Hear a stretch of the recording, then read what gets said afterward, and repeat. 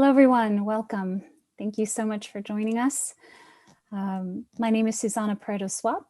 I'm the founder and executive director of Vanguard Culture, a 501c3 nonprofit dedicated to advancing San Diego's creative industry workforce.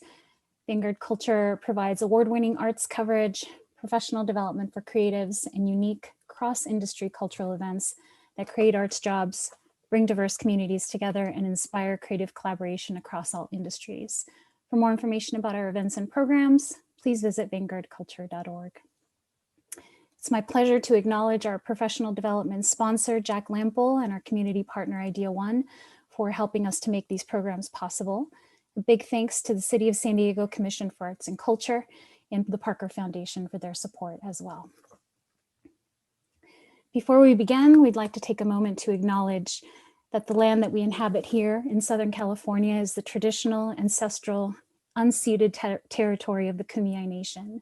We extend our profound respect and gratitude to the Kumeyaay people who have lived in this region for more than 10,000 years and find inspiration in their traditions promoting balance and harmony within the land and the people who live upon it. We call upon arts leaders to publicly acknowledge the ancestral land of Native American communities in their region and to do their part to open up a dialogue that helps dismantle systemic and oppressive structures of colonialism that affect Native Americans to this day. On behalf of the entire Vanguard Culture family, we hope that you and your loved ones are safe and healthy, and that in spite of the tremendous stressors that 2020 presented to us, we hope that you have found ways to stay inspired and are continuing to create. Arts professionals are doing very important work right now. Let's not forget that. Vanguard Culture has been hosting a series of creative industry roundtables throughout the pandemic to help bring executive level arts leaders from all industries together and to brainstorm ways for us to collaborate and innovate our way to a place of resiliency through 2021 and beyond. At registration, you were sent a link to a document that was created as a result of those roundtable sessions. If you are in a leadership position in your organization, we encourage you to view it and to contribute to it as needed. Now, this is our first public roundtable session where we've invited the entire arts community, and we're very proud to be bringing the creative community together during this historic moment in time. We have a great turnout of over 80 participants so far, and we're going live on Facebook as well. Amazingly, we have creatives joining us from way outside of San Diego, including San Francisco, Mexico City, Chicago, Minnesota, Santa Fe, Los Angeles, New York, Arlington, Virginia, Phoenix, and the United Kingdom. A very warm welcome to all of you. It's no secret that our arts sector has been among the hardest hit throughout the pandemic. And for the past 10 months, artists and arts organizations have been scrambling to produce content that is relevant, meaningful, and true to their mission, all despite not being able to charge the ticketing fees that could actually cover their expenses. Obviously, this is not sustainable. And now we are seeing reports that we won't have a handle on this pandemic until at least the fall of 2021. So what does that mean for those of us who make our living in the arts sector? Today, we've invited arts leaders who are working tirelessly behind the scenes to make sure that the creative industries are being supported to the extent possible. Preparations for reopening are happening on a local, state, and national level. And we hope that today's conversation provides you with the necessary knowledge, connections, and resources to plan for the future and to succeed in your creative industry despite of the challenges that may lie ahead. Throughout the presentations, we encourage you to activate the chat box, ask questions, get to know one another. If you are joining us on social media, please feel free to add your questions and comments as well. They will be relayed back to us. Please take a moment now to share your name, your organization, and also what city you're joining us from. This will help us to have a better sense of our audience. And please note that we will be beginning with our featured speakers and their presentations, but we are reserving the last half hour of this event for a collective brainstorm of how we can share resources, collaborate, and support one another throughout the pandemic. So be sure to stick around for that part of the program. And with that, it is my absolute pleasure to introduce our first two guests, Dr. Carol Penn and multidisciplinary producer and poet DIEM JONES, who will be sharing some poetic and meditative guidance for us today. Hello, welcome. Oh, good afternoon, Susanna, and wow, This is so fabulous that you're doing this, bringing together the community. And as you know, I'm a lifelong journeyman in the arts on both sides of the fence. And I just think that these are really special times, and special in a positive way. A lot of people complained about, oh, 2020, 2020. 2020 was a learning experience. We all gained new tools. We get pushed, but when we're pushed, we're resilient people. We have the torch. We have the essence of what brings communities together is the arts. So now that we have learned a few new technical skills, perhaps being pushed to be more collaborative, to pay attention to our neighbors, to our organizations that we could partner with. I just think that like minds are coming together also as a result of the pandemic. And wow, not all minds will come together. Not all people will come to whatever we think our side is. Our side is an individual, okay? And we are a collective of individuals. And I think wiser now and more powerful. And so I'm really thrilled to be part of this discussion today. You asked me to share a piece, poem that I wrote. It's part of my book that's be out in about 6 weeks. But this is called Well Lit. Our roles as leaders is gaining definition as we're being supercharged with the power of our ancestors. Yes, as the list of ancestors inevitably grows, so should the light we carry forward. Power to the torchbearers. Ahead is a path, behind us are trails, and trails are often filled with tears, fears, and misnomers, as well as joy.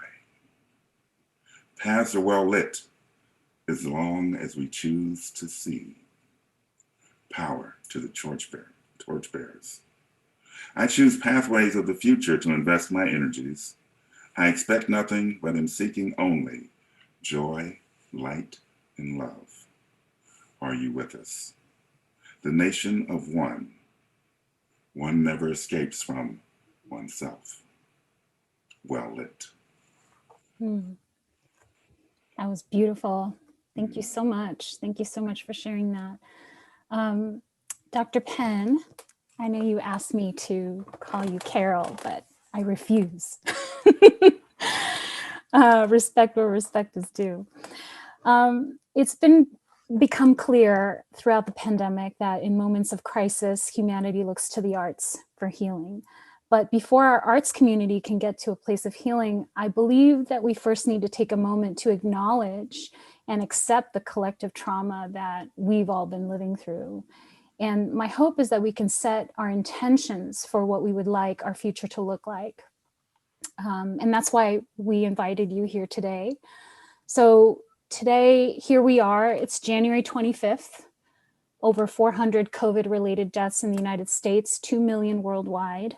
This past summer, the heartbreaking murder of dozens of Black Americans exposed systemic and systematic racism that we've been grappling with in the United States for centuries. And just 2 weeks ago, our country survived an attempted coup d'etat by a would-be dictator, shaking our democracy to its core. What are your thoughts about the state of the world today, and how do you think we can come to a place of healing after all of this? Oh, well, Susanna, thank you so much for inviting me. And I'm privileged to be here from the fine state of New Jersey. My thoughts are this: we are living in, for sure, a very dark time, a very challenging time. A friend of mine and colleague, martial arts specialist and Chinese medical doctor and acupuncturist, former FBI and Special Services Marine, calls this an extinction event. And yet, it's also, for me, a parting of the Red Sea event. There are opportunities here for those of us in the creative world and in the scientific world and in the medical world to come together to really bring about a new world order that can knit together humanity in a way that it has not ever come together before. I hear people make this statement, I can't wait to get back to normal. And I'm like, normal? You call what we've been coming through for the past 400 years normal? I can't wait to get to the new world order.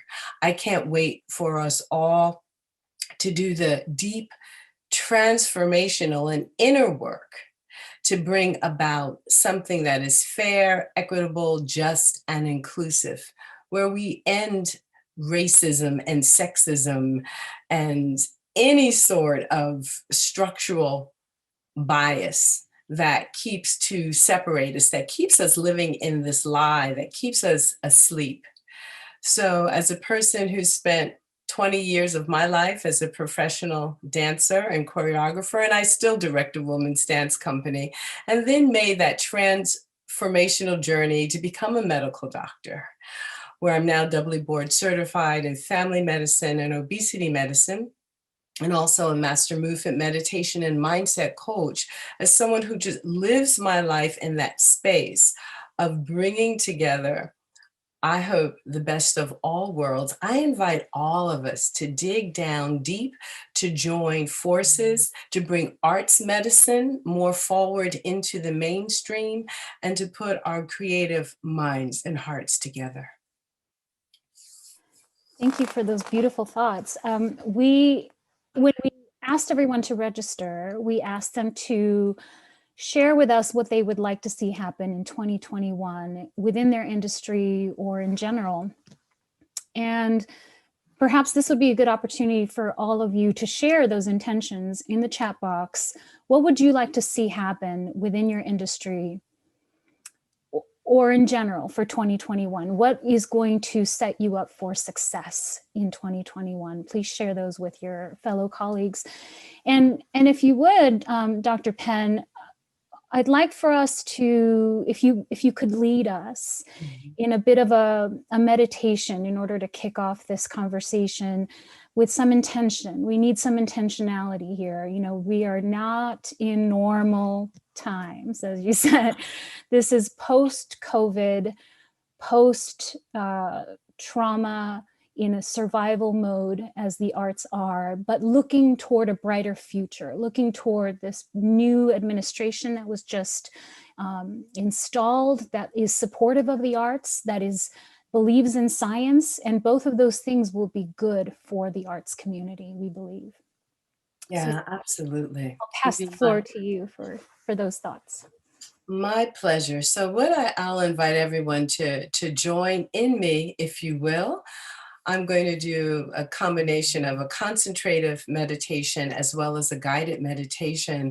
So I'll invite people to come into an attitude of meditation and alignment. There are 4 postures: sitting, standing, lying, or walking. So choose your posture. And I'll invite you to imagine that coming from your sitting bones and coming from the soles of your feet, like roots. Imagine roots reaching down toward the center of the earth, Mother Earth, to anchor you in gravity. Also imagine a golden thread attached to the crown of your head, ascending toward the heavens, and you feel a gentle tug between the two, allowing your spinal column, your vertebral column, to fall into its natural 3 gentle curves. So you're literally lining yourself up between the polarities of yin, the earth, and yang, the sky, yin, the feminine, and yang, the masculine. I'm going to ask you to extend your right hand and imagine in your right hand is the past, the things of the past. And as we imagine that, the past is where we know worry. Extend your left hand and imagine in your left hand the things of the future. And the future is where we meet anxiety. But let's unify, come into the present moment, bring both of your palms together, and let's have the past, which no longer exists, and the future, which has not yet arrived and therefore does not yet exist, meet in the present moment and float your hands back to your heart, because it is only in the power of the present moment that transformation occurs. So let us be intentional and set our intentions and our hopes for intentional creativity, intentional transformation in the right now. I invite everyone to take a nice deep cleansing breath in through the nose, exhaling through the mouth. And if you'd like, lower your eyes, but keep them slightly open, letting a little light come in to keep the brain awake, aware, stimulated. And bring the attention back to the breath. Breathing in through the nose, deep, full breaths, all the way down till you feel the belly fill up and expand, and exhale, emptying the breath. Some say between the inhalation and the exhalation is where God dwells. Breathing in, imagine and open the experience to the crown of your head. And this is where spirit enters and exits, and we connect to all that is greater than ourselves. Let the tip of your tongue come to rest against your hard palate there, just above your front row of teeth. And imagine that line that goes down the center of the roof of the mouth, and it goes all the way down. You can actually see it anatomically, and it lands there in your heart. And spiritually, in so many cultures, the heart is the center of love. Imagine that the love that you are emanates from your heart center for all to see, like the beacon of light that you are. Continue with the breath, breathing in, exhale, breathing out, and let this breath fall all the way to the belly, below the navel, there where the vagus nerve rests after it exits from the brain, traveling down through all the major organs, communicating with the nervous system of the gut, bringing that information, that deep intuition, that deep intuitive knowing back up through the heart center, through the brain, where our autonomic nervous system comes into harmony and balance. The fight or flight gives way to the rest, regenerate, tend, and befriend as we come into the beloved interwoven community right here, right now. And in the next breath or two, we go into silence as you listen to the still, small voice, implanting your intention for today's gathering on your heart, writing it on your soul.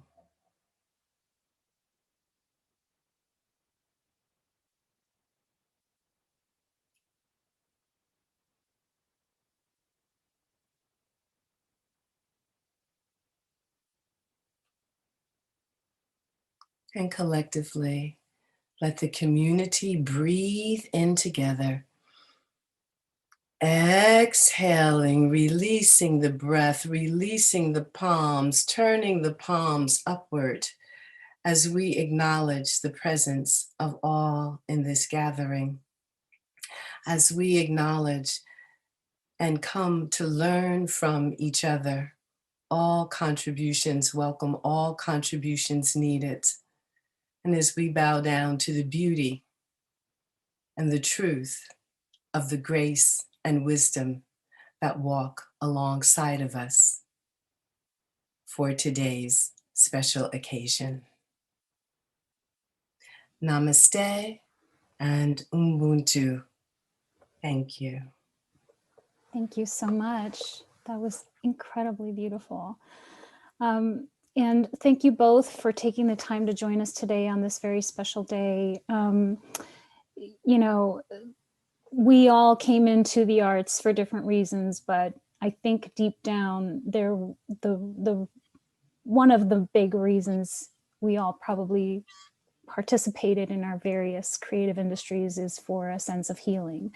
And so we have been giving all year as artists and creatives, and now it's time to just take a moment to heal as well, so that we can continue to move forward. So thank you both. Please stick around for the rest of our conversation if you can.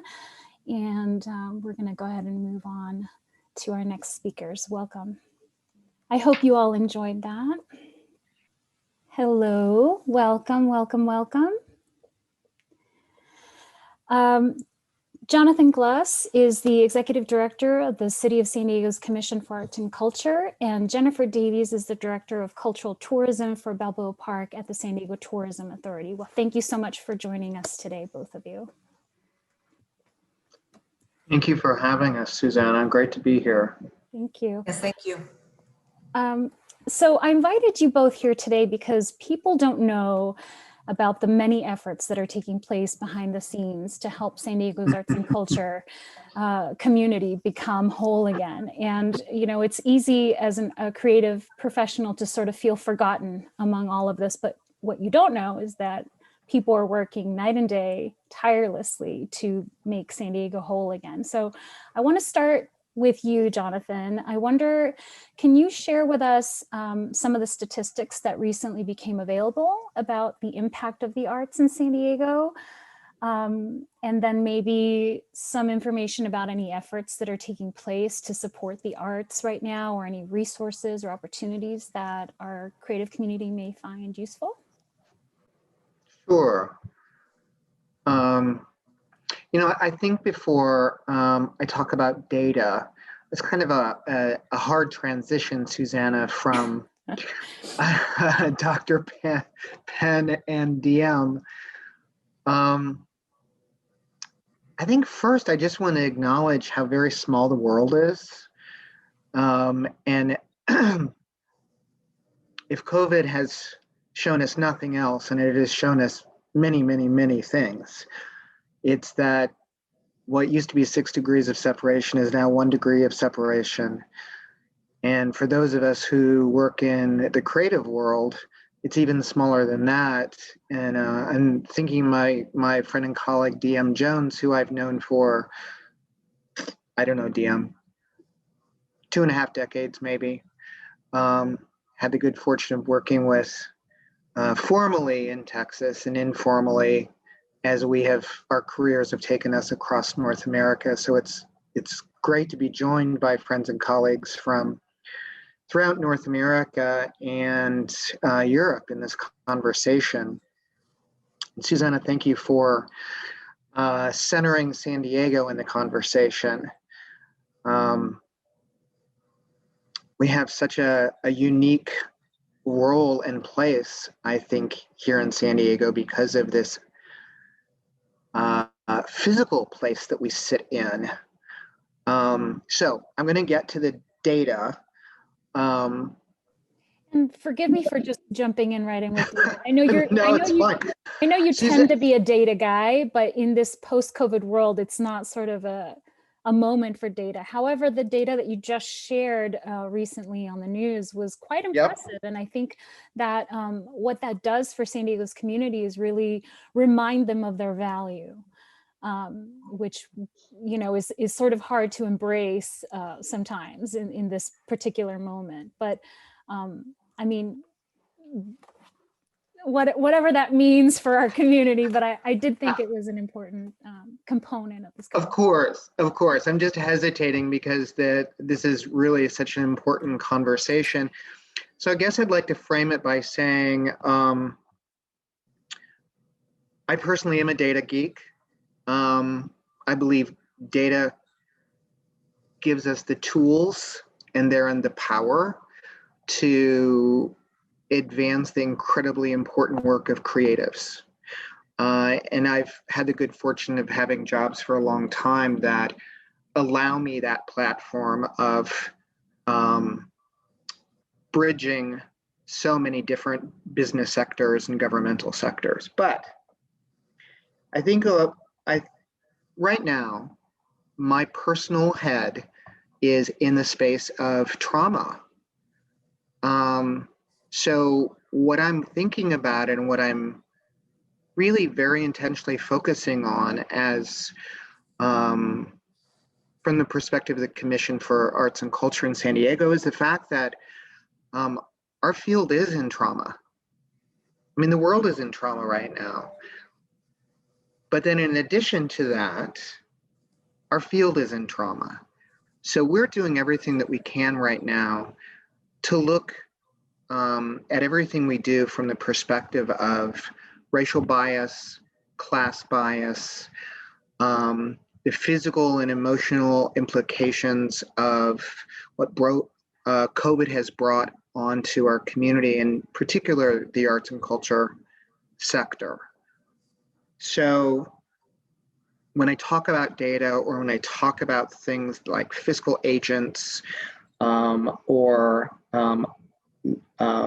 lowering thresholds for our contracts, none of it seems particularly meaningful right now, but it is a toolkit that we can provide to reduce trauma in any way that we can to get us all through the next 18 months.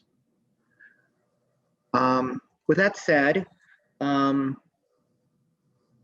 many of us in San Diego are familiar with this study that Suzanne and I had the good fortune of working on, and that was the city's first creative economy study.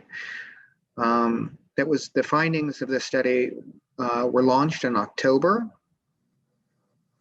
And the study shows that more than 100,000 people work in the creative sector in San Diego. That does not include Tijuana, Baja. So it's just the US side of the region. But what it does do is it shows the huge depth and breadth of the creative sector here. I think coming out of COVID, what we will really be focusing on the Commission is doing our best to lower the barriers between history, heritage, preservation, what we call arts, what we call culture, and what we call creative business. Because we know everybody on this phone is really about creative impulse. And we have found different places to work in. We've found different ways to advance and express that work. One of the key tools is the nonprofit structure. But at the end of the day, it is about artists, it's about creatives, and it's about creative impulse. So there's about $12 billion of economic activity. So it makes us as large as the education sector. So for our audiences that is important too, that is a huge, powerful tool. $12 billion. 100,000 people directly employed in creative industries. It's a huge, powerful number. We'll use that data. My friend Jennifer is going to use that data, I'm sure, frequently. We'll use that with economic development leadership, workforce leadership, university leadership, and certainly my bosses at City Council and in the mayor's office. So it's powerful data. But it's just a tool to underscore that people like Mr. Malashak, who I see on here, is doing extraordinary work. And at the end of the day, we're here to support the people like John and then people like DIEM, John Hyken, the people who are really creating the arts experience that's so important. It's really going to get us through COVID. I guess the other thing, this is the very practical side of me. We are looking at different tools. Something else we've realized is we sit in San Diego, said to be, and I think many of us can attest, the best weather on the planet. We don't spend enough time bringing art and culture outdoors here. So that is a huge priority for us. We have this amazing park system, amazing public spaces. We have to make it easier for you all to participate and bring your art out into the public. So that's one of our big priorities for this spring. I could actually talk a lot, Susanna, but I want to make actually, I'm glad you brought that up because I think that's a good segue into our park spaces. And I want to bring you into this conversation to share with us any efforts that are taking place right now in the Balboa Park community to reopen and relaunch, any resources that may be available. You know, we have a very diverse and industry diverse community of creatives, both on this meeting, but in general. And what is the Balboa Park community in need of, or what can it offer to creatives? Tell us from your perspective where we are in the arts. Yes, so thank you for inviting me, and what Jonathan said is true. It's like the numbers that he's talking about is what we know for cultural tourism. We know that cultural tourists not only spend more money, they stay longer, and it is also a way to sell San Diego to a world and to open up all the things that we offer, a lot of things that people don't know. It's really interesting when you talk to people that they don't know that we're such a creative hotbed with so much going on. And so, so in terms of Balboa Park, obviously it's a struggle for all the institutions. They're closed, but they've all innovated and brought things online as everyone else has. But I do think that there has been very interesting turn in terms of the conversation, something that actually Jonathan and I worked on way before this, in the fall of 2019, we had a talk about how do you activate public spaces with art. And I think with us realizing, that physical spaces can close, but we have this canvas with which we can paint on in San Diego in places like other places can't, there is a real conversation in terms of how we do that.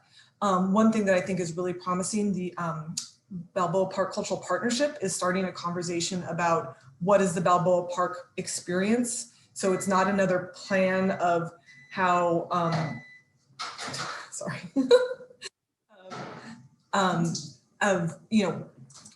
a master use plan, but it's how do we create the experience? And with that, the experience would be, what are the arts and cultures that we can bring outside, and how do we do that? And it's a conversation that we've been having for a long time, and that hasn't had momentum. But I think that if there's any silver lining to COVID and the pandemic and the trauma that we've all dealt with and are dealing with and will continue to deal with, is that it is allowing us to look at things in a different new way. Yeah. Is the San Diego Tourism Authority, to your knowledge, working on a sort of a rebrand or a relaunch of San Diego as a cultural destination? So that's in essence what my job is, right? So right now, we're just trying to get our ship right, like I think everyone else. So, we've done several things, like right before we went out with COVID, we had put together these creative community videos that highlighted each of the cultural districts. We did the National Geographic one that you were a star in. So we have been doing those things. Right now, it's sort of like, how do we just get back to normal-ish? And then I think there is, the whole reason why my job exists is to elevate Balboa Park to the country, to the world, but also understand that, if it's good for visitors, it's good for us. And so not just making it all about visitors, but making it an experience. And so, and the one thing I will say with the Tourism Authority, and Jonathan will back me up on this, is that it's like our success is basically the arts success, because the money that we bring in with TOT is the money that that goes to arts organizations, right? And so we've, the hospitality industry has been among the hardest hit. And so we don't have the revenue and the reserves that we would normally have to be more expansive. Yeah. But I think even with that there's always creativity when your back's up against the wall. So I think it's getting people, getting it back to normal and then figuring out how to tell that story, continue to tell the story that we were starting to tell before COVID happened. One of the small things is we have a local marketing initiative to market Balboa Park to locals that launched I think March 6th. So we've had to shut that down, and we're gonna have to restart that when the time is right, because there's no reason at this point to sell Balboa Park until it benefits the institutions, because they need the help. Yeah, I mean, that brings up a really interesting point that, San Diego, and this is very probably very true of a lot of different cities, but, San Diego in particular, for decades has had among the creative community, this sort of culture of competition. And what's beautiful about what's happening right now is that it's changing to this culture of collaboration, and it's very exciting to see. You have and this is what we'll reserve our last half hour of our conversation, is trying to figure out ways that we can share resources and support one another. For example, there are a lot of resources that are not being used right now during COVID, like these buildings, right? Like if you have a museum that you used to rent for weddings and bar mitzvahs and all of this, that's revenue that's not coming your way, and it's not coming your way for a while.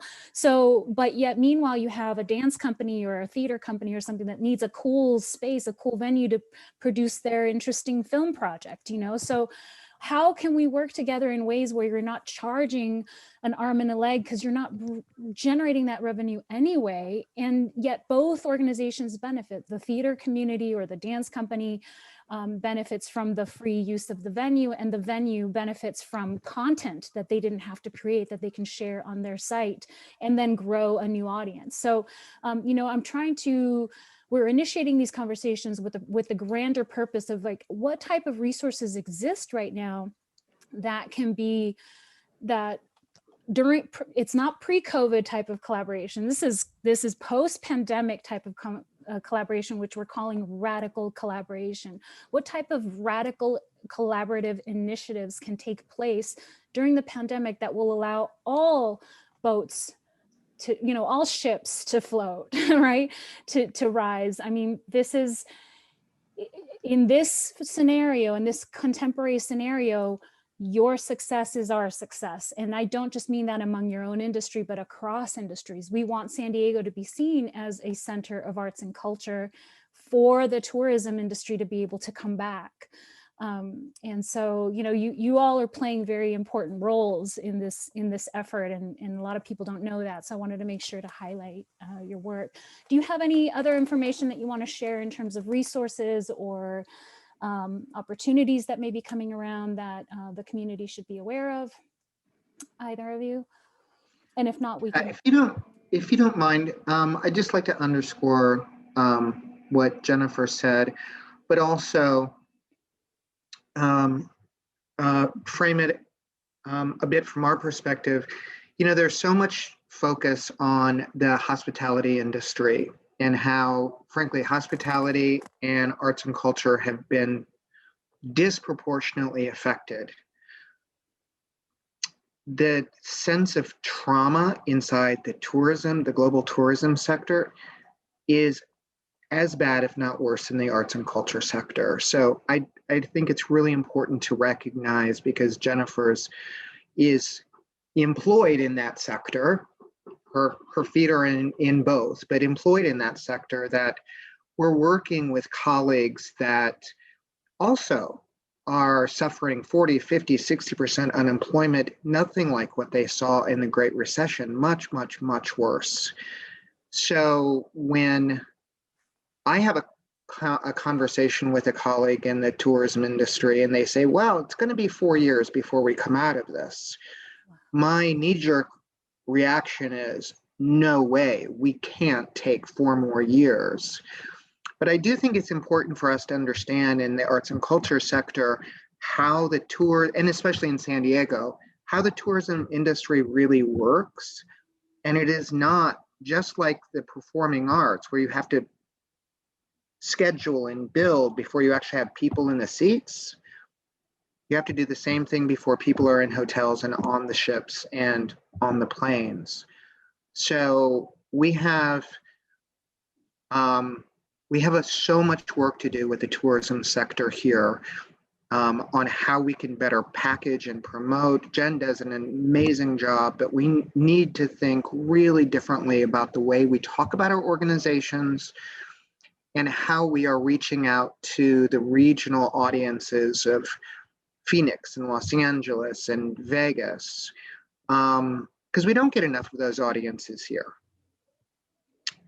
So I just want to offer that, firstly, recognition of trauma, but also that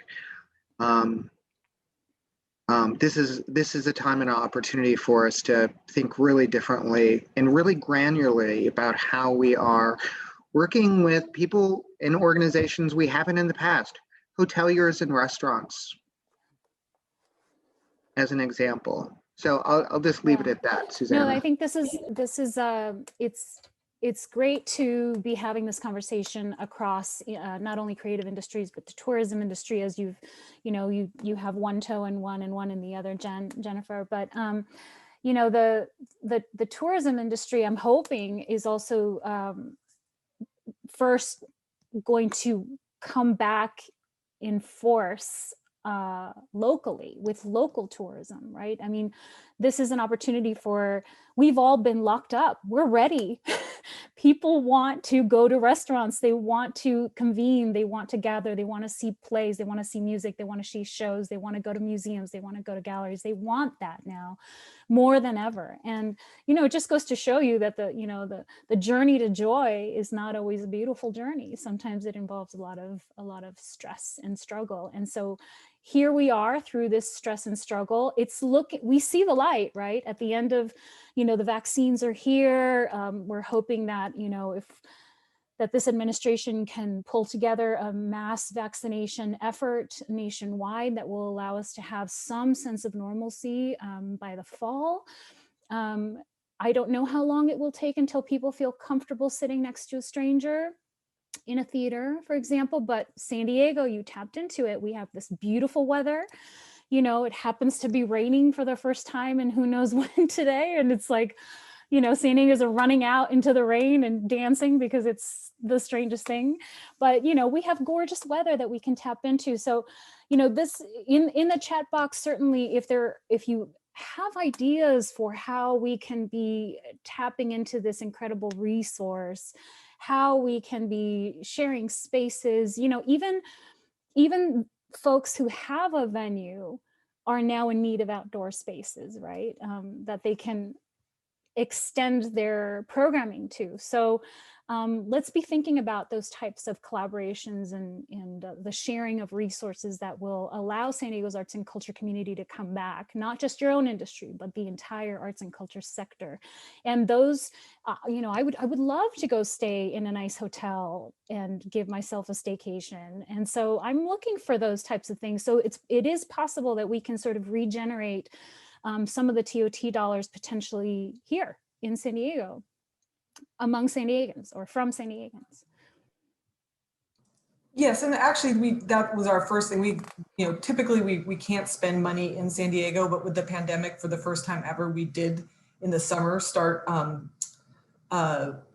marketing or promoting to local San Diegans, and we're going to continue to do that. And Jonathan's right, there really is, and you are too, in that there is an opportunity to really get our arms around what the arts and culture community is and how we present that to the world, and how we do it in a really collaborative, holistic way, and really think of all of the attributes that we have, our outdoor spaces, the ingenuity and talent that we have, and how do we make sure that we do that, and we do that in a way that's thoughtful, that's representative of our community. And one of the big things in tourism is that you want to have it to be sustainable tourism. You don't want to over tourism. And so really have that conversation about, what are the guardrails on that? How much is too much promotion? How much is not?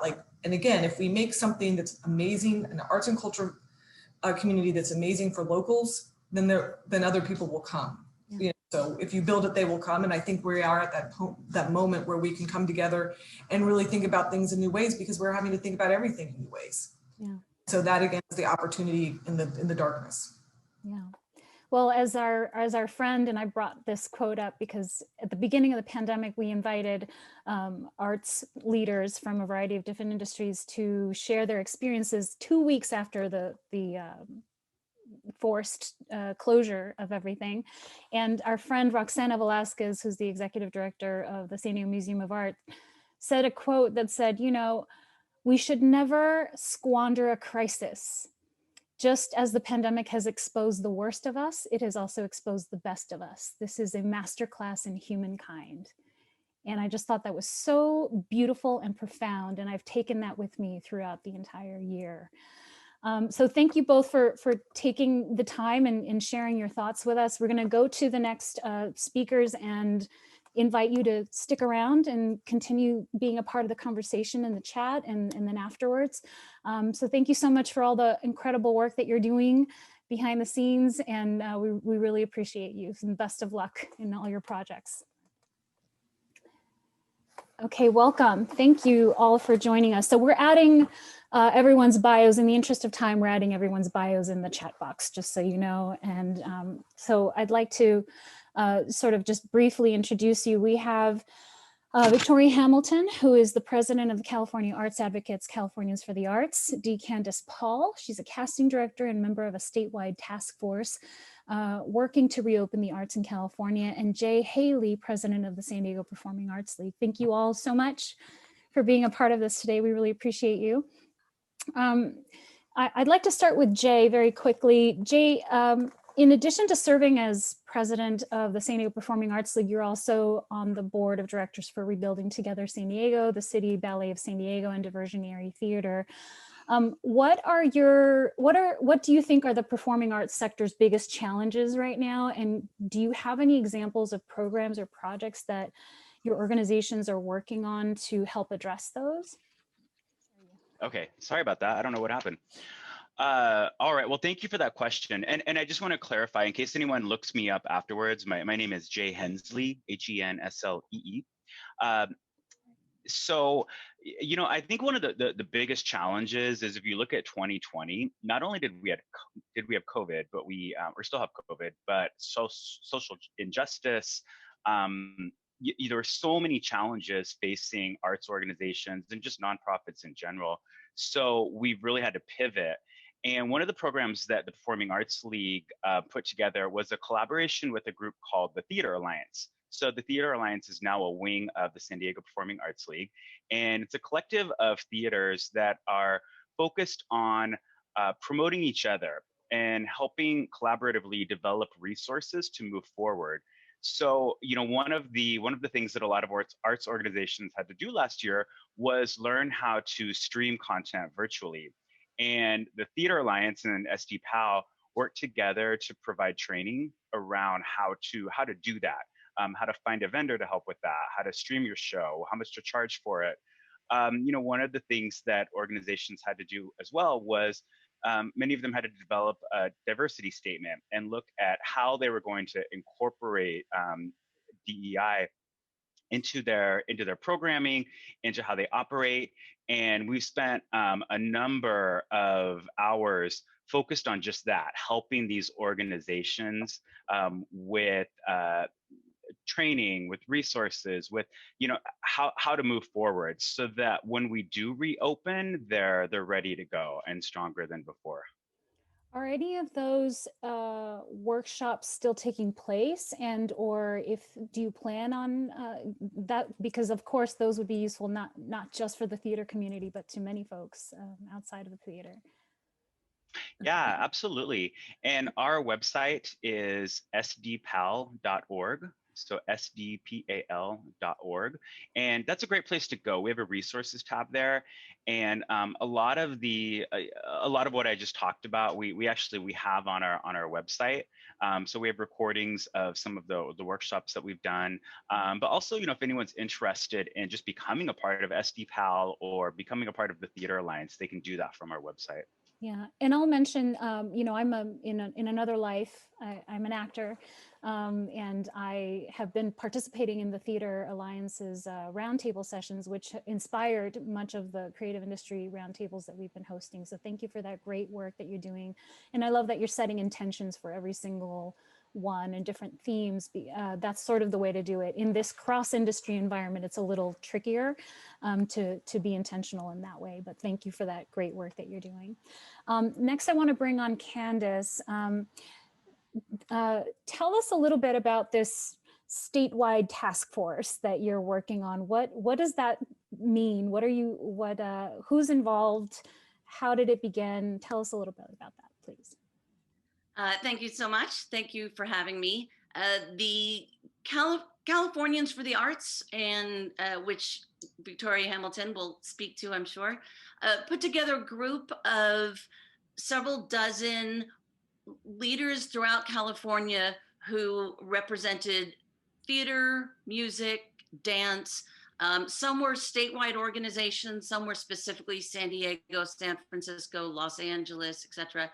And we all got together and said, how are we going to help the state create guidelines so that when we are ready to open, we as an organization have these guidelines good to go. If you talk to the state, says, well, we're waiting to hear from the county Department of Health, and the county Department of Health says, well, we're waiting to hear from the state. So we as leaders all got together and said, well, we're not going to wait for anybody.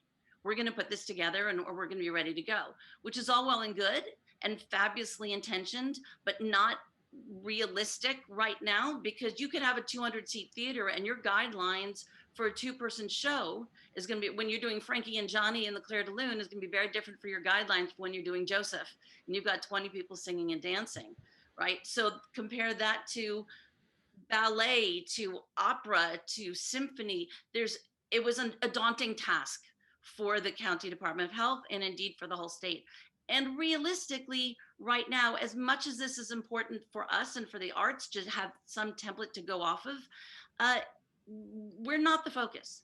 We all know that. The focus right now is vaccine distribution, is getting our state healthy and to a place where we can produce again. And what we have found as a collective is that the individuals in charge, when we tell them, we talk about the performing arts, they think of a 2,000-seat theater. When we talk about live music, they think we're talking about Coachella. And that's not the reality for many, many small organizations throughout the state. So it's about figuring out for your own what's realistic and then contacting the Department of Health when you're ready. Many organizations only have an indoor space. So the collaborative idea of outdoor space becomes much more realistic on a short-term basis. The San Diego Ballet did an outside Nutcracker, San Diego Opera did an outside opera. It can happen. It's not something everybody can do. The opera had 1,600 cars and up to 4,200 participants, and it took 300 staff. That's not realistic for every arts organization. So we, in San Diego, and throughout the state, it's about advocacy. It's about communicating wants and needs and being ready so that when the word starts coming down, when we start getting better, then we can be in that place. In San Diego, we have the San Diego Regional Arts and Culture Coalition. They advocate, they lobby. That's what they do, and they're fantastic. San Diego Performing Arts League does not lobby, right? We advocate. And the league is cooperative marketing opportunity. For the state, there's Californians for the Arts and their sister organization, California Arts Advocates. There's also the California Arts Council, which is a state agency, and they have a COVID-19 news and resources. So California Arts Council is good for that. Californians for the Arts is a 501c3. California Arts Advocates is a 501c4. So they're about lobbying. They're both dues-based organizations.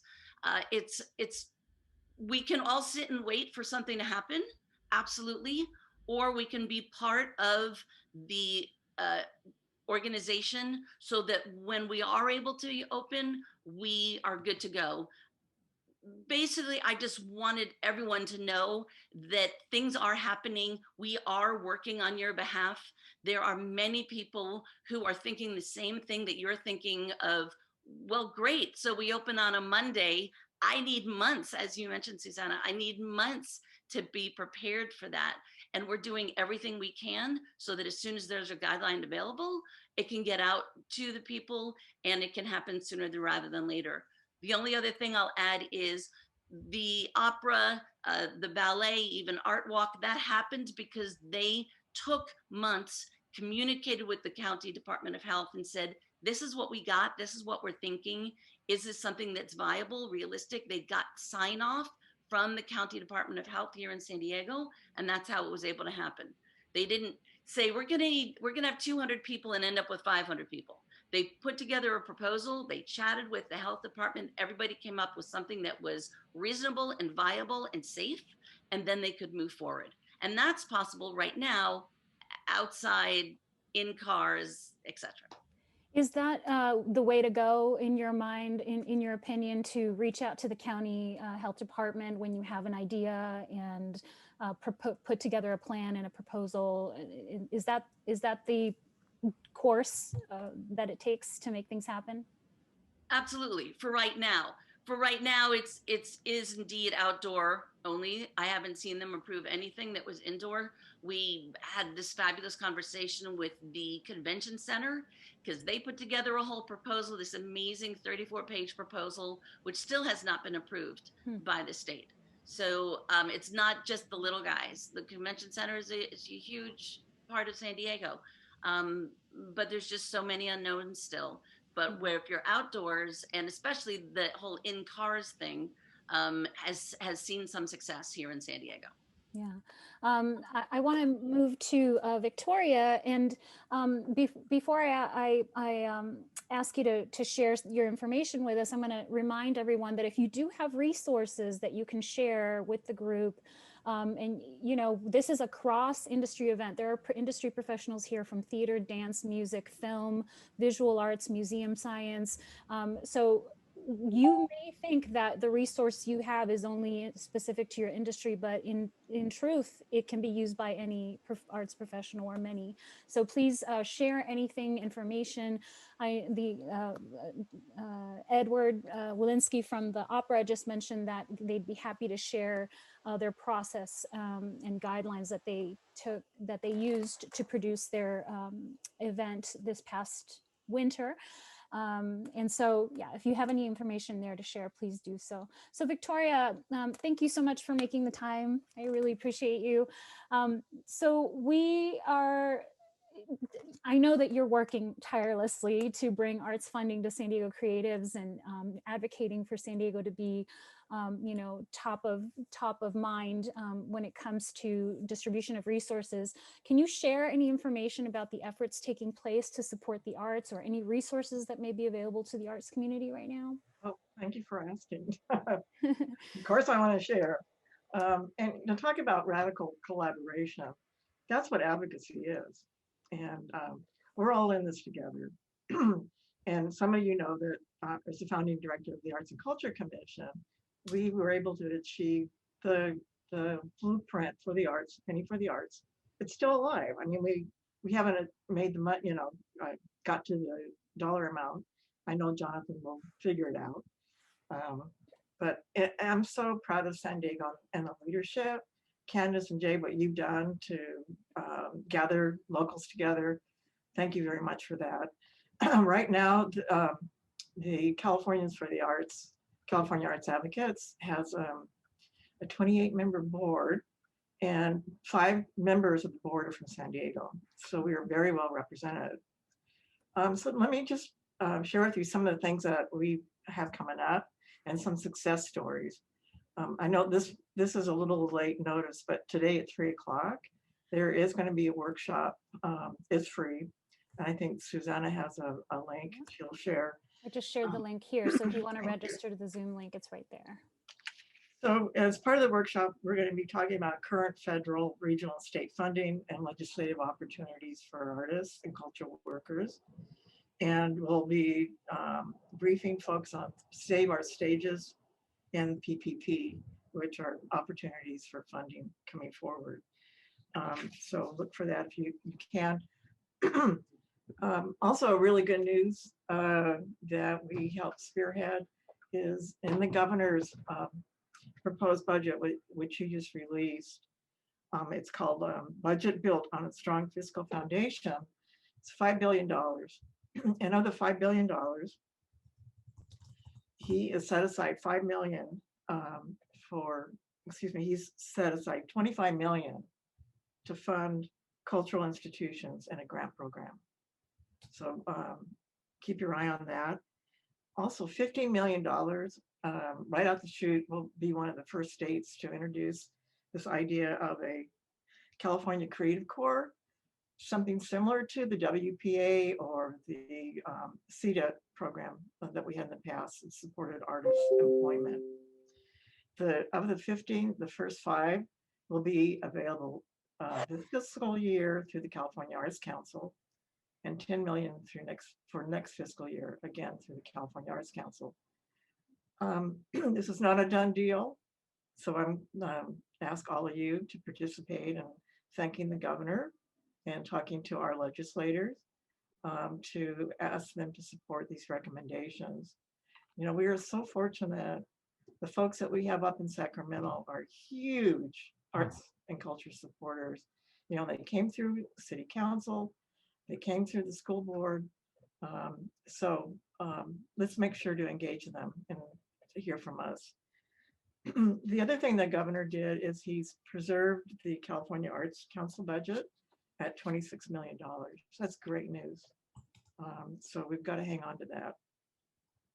So some of the tools in our toolbox is we did a survey of artists and arts and culture organizations throughout the state.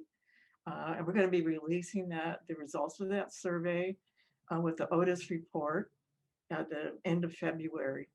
And this is a tool to help us with getting our message out about how traumatic it really is for our creatives. Also look for February 23rd. We will be hosting a regional conversation, and hope that you all will join us for that. This will be the second in a series of regional conversations around the state.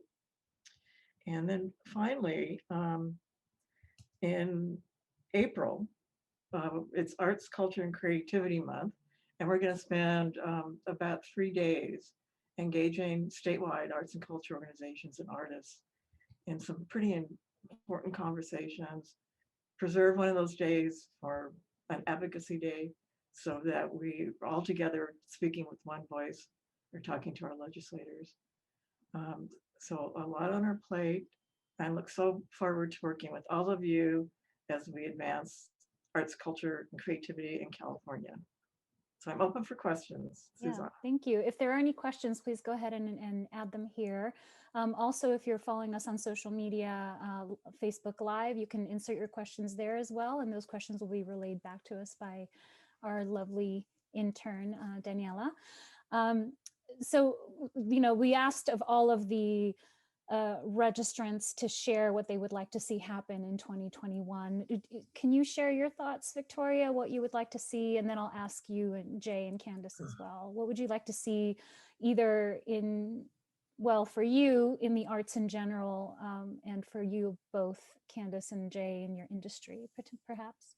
Well, personally, I can't wait to get back to the dance studio. This is my dance studio right here. And it, you know, you can't really do turns on rugs. So yeah. So anyway, I try to keep it up. But what I hope to see is that President Biden really puts forward a robust arts and culture platform. Certainly Mayor Todd Gloria has done that. He has a whole section in his framework. There's been discussion about possibly a cabinet position, but I've read since that maybe that's too bureaucratic, and maybe there's some other possibilities, like some sort of office of culture that would do research and cultural policy that might impact education, might impact transportation. In other words, infiltrate arts and culture throughout federal government. Also, it'd be great if the president would bring back the Council on Arts and Humanities. Some of you may know Christine Forrester was Obama's appointment. And when past President Trump got into office, everyone on that council quit. So I hope we can turn that around. So those are just some thoughts. Those are great. Those are great thoughts. I mean, really, and it's exciting. Of course, we forgot to mention we have a new mayor who's very supportive of the arts. So that's a very exciting development for San Diegans and the region as a whole. Jay, do you want to share your thoughts? Sure. You know, I think what I would love to see, and it sounds like it's coming, but of course, additional funding for the arts this year. You know, there was the large grant through the state of California for business relief, and I know that really kind of focused on the restaurant industry, and which it should, rightfully should. But I would love to see at some point that same emphasis on the arts, and I really hope that we see a greater appreciation for the arts, since we've had to not necessarily go without it for the past year, but we've had to experience it differently. And I applaud the organizations that are doing virtual dance classes and virtual productions. And, you know, like we had to take our All Cities auditions virtually this year. And so we had a number of actors who auditioned virtually for different productions. So it's been really awesome to see the way we've pivoted again to that. And I really hope that it gives everyone just a greater sense of appreciation for the arts and how important it is to our society. Yeah, I think that's clear that we could not have survived this pandemic without visual and performing arts. With the arts and culture, we needed it, right, to fill our spirit. Otherwise, this has been a crazy year. But the arts and culture, you know, it's what heals us. As we started this conversation off, Candice, do you want to share? Well, I'll take it to a micro level in terms of individual artists. As someone who has a day job in film, but is an arts advocate and member of the theater community for several decades, I have enjoyed the cross collaboration that's been happening with theaters being filmed, since streaming has been the only means of seeing live productions. And I have experienced theater talent is scared of on-camera talent, and vice versa, because they are two totally different mediums.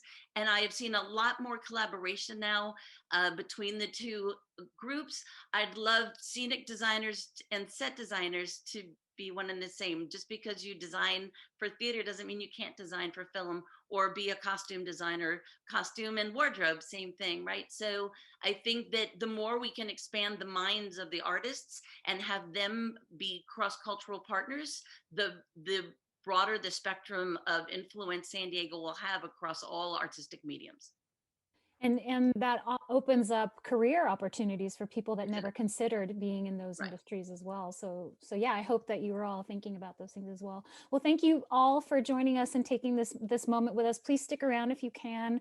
We're going to reserve our last half hour, 20 minutes or so for a collaborative conversation about new ways that we can share resources and support one another. So thank you again for your time. Yes. Can I make a quick announcement? I promise 30 seconds. Go ahead.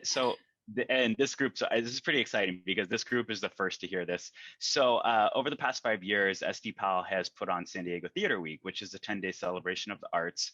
And it's an opportunity for people to see a number of different shows, you know, really experience the arts at discounted prices. And, you know, this year obviously is very challenging because, you know, we can't see performances in person. So we've decided to do a virtual theater month for the entire month of May, where we'll focus solely on virtual productions that dance companies are doing, opera, ballet, theater, music, all of that. And this year we're opening it up to the entire community. So it'll be free to be a part of it. And what that includes is just a lot of marketing promotion on our behalf for your shows. So if anyone's interested, our website is sandiegotheaterweek.com. And I can put it in the chat, but if you're interested in just learning more about it or participating, you can go to sandiegotheaterweek.com. Great. Yes, please do add that in the chat. Thank you all again for joining us. We're going to move on to our next guests here. Our next guests, I'm very happy to welcome Matthew Gentopoulos and Madeline Smith from Slover Linnet Audience Research to share key findings from their race and ethnicity report called Centering the Picture, the Role of Race and Ethnicity in Cultural Engagement in the US. Over 124,000 Americans in all 50 states and 653 organizations participated in this survey, which is incredible. So thank you both so much for joining us. Thanks for having us.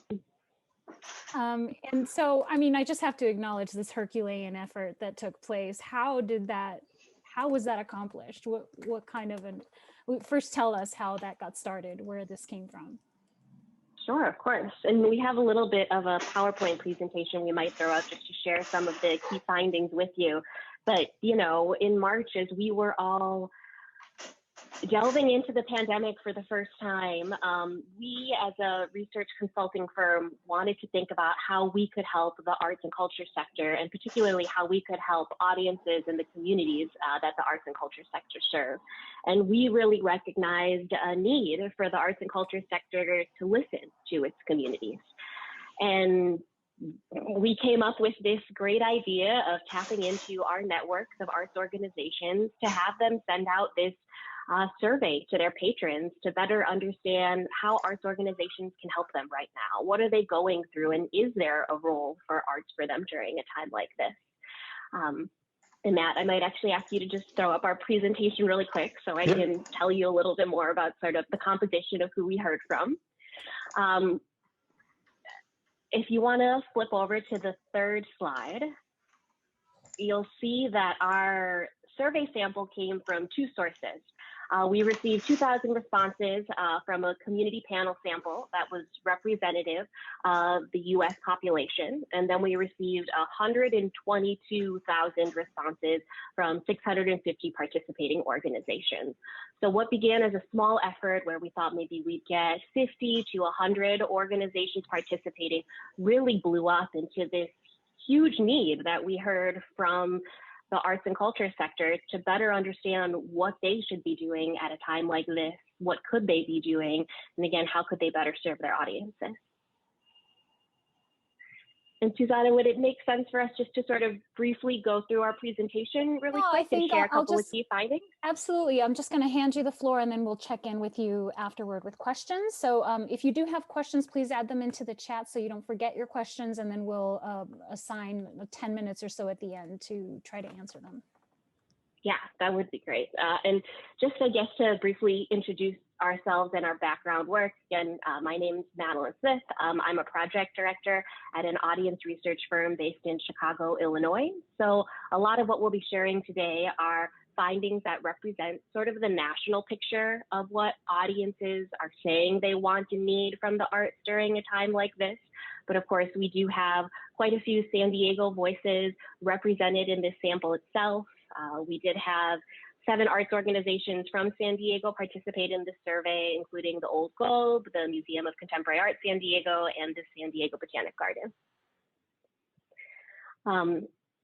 And as you'll see on the next slide, while we did have our sample coming sort of from two sources, as we mentioned, arts attenders already, and then the US population as a whole, the findings that we're going to be presenting today represent the US population as a whole. We weighted all of our survey data respondents to the US population so that we could be better reflecting all of the different voices that are represented in our communities, rather than the voices that we tend to hear from most if we thought just of a formal arts attender. So as this slide shows you, as many of us know, the arts themselves have a representation gap issue. So by doing this weighting, we were better able to amplify the voices of BIPOC respondents and de-amplify the voices of white or Caucasian respondents who may have been overly present on arts organizations lists.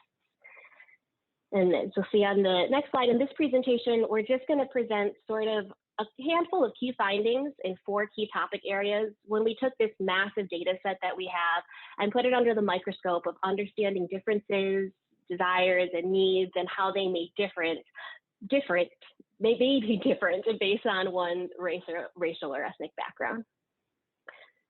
Those sore topics will be, of course, what change can look like, what past participation has looked like, what digital engagement looks like during COVID, and then what the impacts of COVID have been on the community.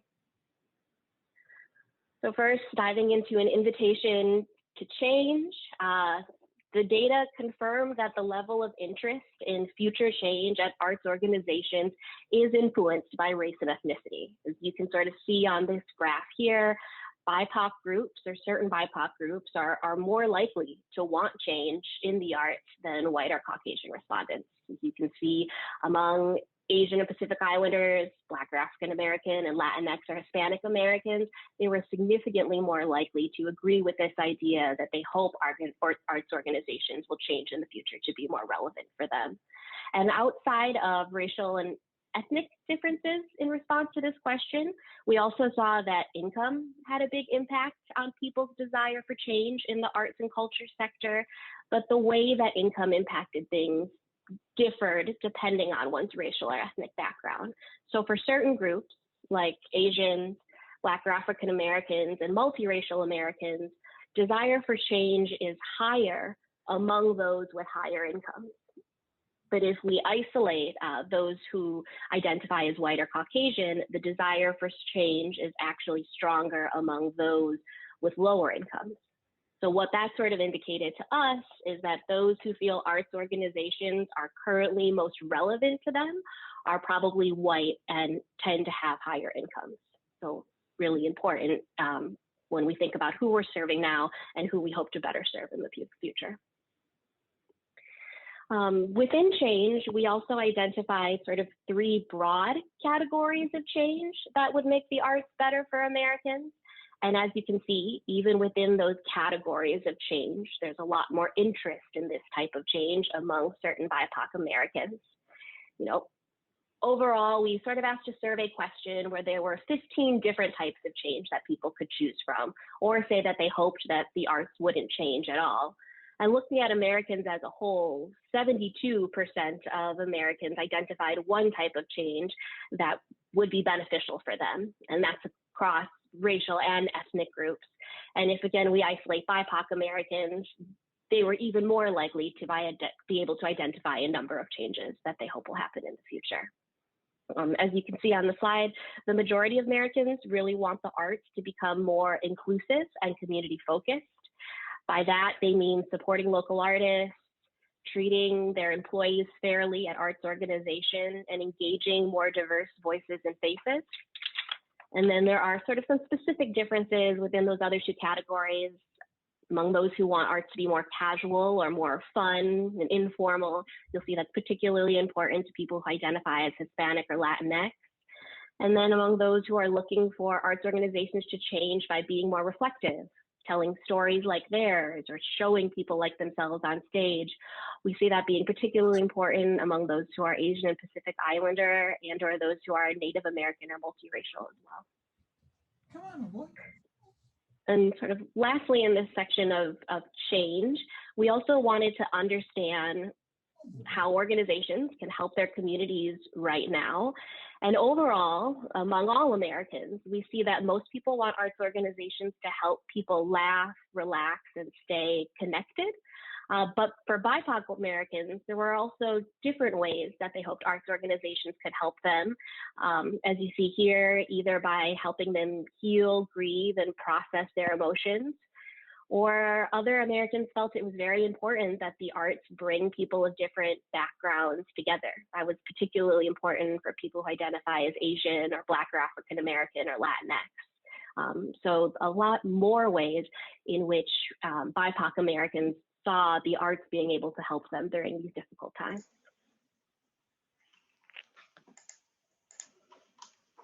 Thanks, Madeline. And so looking ahead to how the audiences participated in arts and culture and the importance of the arts to them, we found that overall, a literal over a third of Americans rated arts and cultural organizations as either important or extremely important to them before COVID-19. And it's a slightly higher number, 40%, that thought they were important during a crisis like COVID-19. Importantly here, though, you'll notice that white and Caucasian respondents were the least likely to say that arts and cultural organizations were important to them, both before and during, whereas Hispanic and Latinx and multiracial Americans were among the most likely there. We also showed respondents a list of 34 different cultural activities that they might have taken part in 2019. We tried to make this as broad reaching as possible. So everything from attending museums or concerts and theater to going to street festivals or public parks.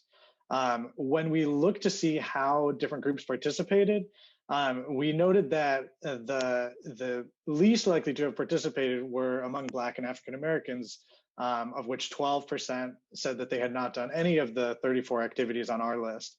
That compares with only 5% of the overall population.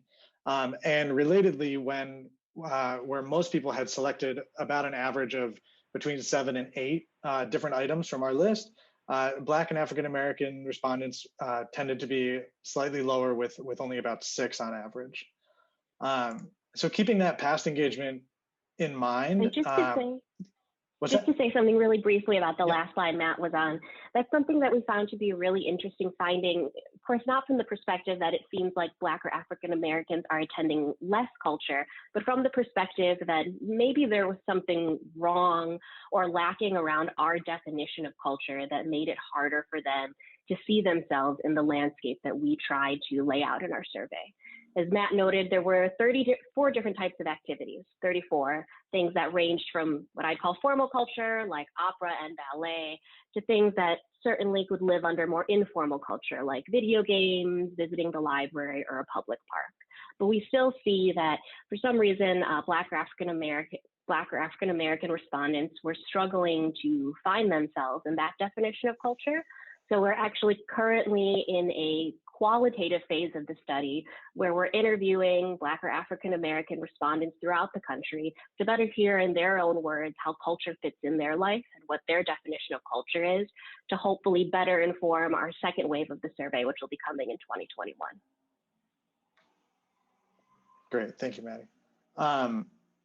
So keeping that in mind, we started looking how digital cultural engagement was working for all of these audiences, to see if, were we seeing just a reflection of the same audiences that we saw in person, or was that access to digital giving us a more diverse crowd now that so many barriers to participation, like cost, things like transportation, childcare, were no longer a factor. So we first asked audiences what they were aware of when it came to digital cultural activities. And then we followed up with how many of them had used those. So somewhat unsurprisingly, given how they had less participation levels pre-pandemic, was that Black and African Americans were less likely to be aware of what was out there. And this could be for a number of reasons. One that we is likely to that they're not as represented on email lists, as organizations are sharing what they've got available. It's not necessarily reaching these audiences. But we did find that despite a lower awareness level of what was out there, that they were just as likely as anybody else to have participated in some form of digital or online culture. We then wanted to look at those who participated digitally to see how they compared with those who may have also gone in person to that same type of culture. So for example, if you watched an orchestra concert online, was this your first time going to an orchestra concert or had you been in person prior to the pandemic? So let's see, as we see here, that there was quite a mix of those depending on the cultural type. So down here, the lowest, so the least likely to have a digital only audience were libraries. So only 28% of those who were engaging online with libraries had not been to one in the previous year, so in 2019. The highest being cultural centers, where 74% had not been to a cultural center the previous year, but were engaging online. And then you can see with museums and performing arts, that those ranged from about a little over a third were all new or newer audiences. Now that's not to say that they had never been in the past, but they had not been in the recent past. We had asked them if they had attended only in 2019. And then we also found that within some of these art forms that the audience makeup of those digital only users were much more diverse. So that digital only users were much more likely to be Black and African American now, were more likely to be Hispanic and Latinx for some of them, and also to have lower incomes and to have had no college education. So here we see some of those gaps for Black and African Americans displayed. So for example, where they made up a little under 10% of the attending audiences for live jazz in 2019, digital audiences, they make up almost 40%. So a 4 times increase there in their proportion of the audience. And the greatest increase is actually around classical music. However, they're at such a low starting point. So only about 2 or 3%, but up to about almost 14% on their digital engagement. And then similarly, they're not viewed here, but for Latinx and Hispanic individuals, they were more likely to have attended science and technology museums online, as well as libraries. And they were in fact less likely to have attended a jazz performance. So I think 30 or 35% of them had been to an in-person jazz concert in 2019, but those digital audiences were only about 15 to 20% of Latinx and Hispanic. And I'm going to pass it back to Madeline to wrap us up here. Yeah, and one thing I failed to mention at the beginning is this data was collected in late April, early May of 2020. And so we wanted to share with you at first the information that still seems to have some timely relevance around what people are getting out of digital and what people hope the arts may transform to become in the future. In the beginning of this work, we were just thinking about hoping arts organizations survive this when they emerge. But now we're hoping that they, as we were talking about in the beginning of this discussion, emerge in a way that has transformed them or allowed them to think a little bit more about their community during this time and what their community needs are. But of course, a big portion of the survey was also invested in understanding what the impact of COVID was at that time. So while that data is quite a bit dated at this point, we still thought we would share a couple of key findings for you around that. So as you see on the next slide, and has been shown in many other studies, our study too found that COVID was disproportionately affecting BIPOC Americans fiscally and financially when compared to other groups. As you can see on this top slide, on top of this slide, Black or African American and Native American respondents were much more likely to say that they themselves have been sick or they've known somebody sick from COVID-19 when compared to the overall US population. Similarly, Black or African American, Hispanic or Latinx, and multiracial Americans were all much more likely to say that they've had a loss to their income entirely because of COVID-19. One other thing we wanted to understand was what people wanted more of in their lives during the pandemic. And as you'll see on this next slide, across most racial and ethnic groups, right at that time our survey was fielded, most people wanted to get outdoors, have fun, and connect with other people, all things that I'm sure we were really desiring at that time as well. But I found it particularly interesting that Black or African American respondents also had some really different desires or needs. You can see there, not only do they hope to have fun, but it's particularly important to them that they stay informed with trusted information, as well as they were hoping for more humor and hope in their lives. And this desire for trusted information and hope in particular is even higher among lower income Black or African Americans, highlighting sort of the need for these qualities in the lives of these more economically vulnerable subgroups. So that's sort of a quick spiel from us about a handful of things that we learned during the study. I know we're right at 30 minutes for the discussion groups, but I wanted to see if there were any questions that we can help answer. Thank you so much. You know, this is fascinating work as we're all trying to determine what our future programming is going to look like. How do we engage with these new audiences? The ones that really stand out for me here is how, you know, a third of digital patrons to places like museums are now had not been, you know, regular patrons of the art or of that museum in the past. And so we're growing new audiences. And today is a great example of that. You know, our organization switched completely to digital for 2020. We didn't produce any cultural events. We did only professional development events for the year, which is not normal for us.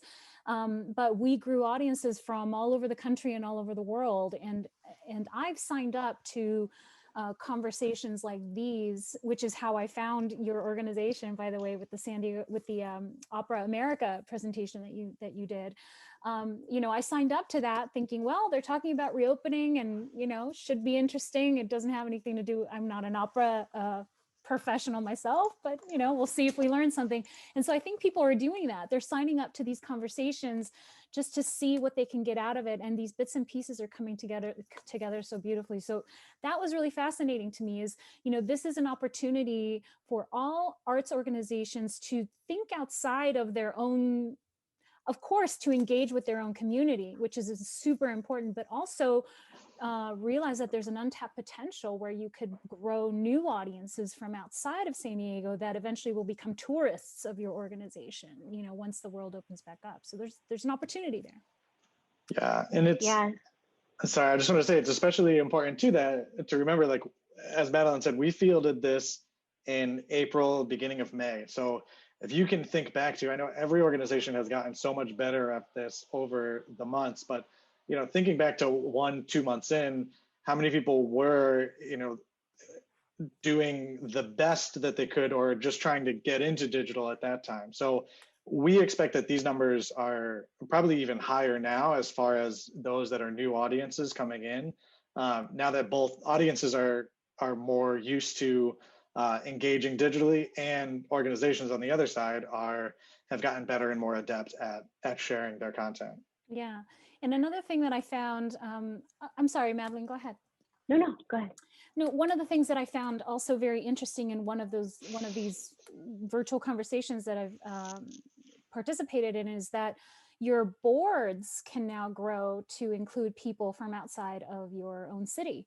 And now you know, there are some things that we're all going to hang on to, which is, you know, board meetings don't have to be in person anymore. And so you can now grow your audiences to arts professionals outside, your audiences and your board and your advisors to audience members outside of your own, you know, town, which I think is a great opportunity to expand that reach. It's just something to think about. Yeah, when we've been sharing some of these digital findings, we've also encouraged organizations to think about this as an expansion of their audience, rather than necessarily be limited to thinking of it as a pipeline and that we sort of engage these people online in hopes that they visit us in person one day. But how radical would it be to just think of this as being a whole different audience that we're tapping into that might not actually ever come to us one day? Maybe there are physical limitations in terms of their ability to visit us, but it just means that we're expanding our reach and our network in the people that we're connecting with through these digital platforms. And I will say that another thing we measured on the survey was value. So we'd have a list of 12 digital activities, see if you were aware of them, if you were aware, if you did them, and if you did them, what value you got out of them. And value was really high for people across the board. We're interested to see how paying for content versus not contributes to value as well, because at that time, so many things were free. So we think that might have helped boost those value numbers, but that's something we're interested in investigating in the future too. Yeah, thank you. If you have questions, please feel free to add them into the chat box right now. We want to open up this conversation now to the greater community of participants here to have just a broader conversation about how we can collaborate. And you've been engaging, you two, Matthew and Madeline, you've been engaging with organizations from all over the country. And so I wonder if you've had any if you have any information or experiences to share of organizations that you're aware of who are doing interesting collaborative work. I mean, have you been privy to any of that information? It's possible that you haven't and focus primarily on the survey itself, but you know, if you have examples of organizations who are doing things a little bit differently as a result of the pandemic and finding success in that, I think they would be worth sharing.